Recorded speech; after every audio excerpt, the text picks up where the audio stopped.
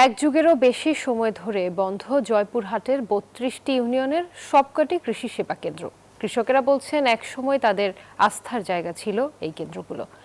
সেবা কেন্দ্রগুলো আবারও সচল করার আশ্বাস কৃষি বিভাগের। জয়পুরহাট প্রতিনিধি আলমগীর চৌধুরীর পাঠানো তথ্যচিত্রে ডেস্ক রিপোর্টে বিস্তারিত।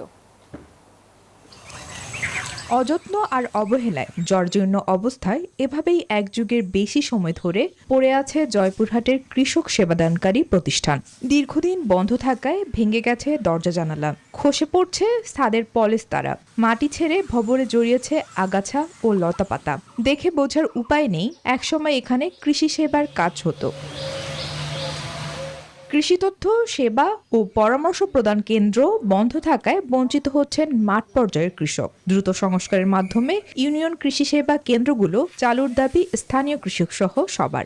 এখানে এখন ব্যাগার পরে আছে, এখানে আর কোনো কেউ থাকে না। কৃষি বিভিন্ন ট্রেনিং আসে, সেটা খবর পেতাম। এক কথায় কোনো ট্রেনিং প্রণোদনা এখন কিছুই পাচ্ছি না বর্তমানে। আমরা ফসলে কি সমস্যা পর্যবেক্ষণ করতো, পরামর্শ দিত, আমরা পরামর্শ পেতাম। কিন্তু এখন না থাকার জন্যে তাদের পাওয়া যায় না, আমাদের বিভিন্ন জায়গায় দৌড়া লাগে।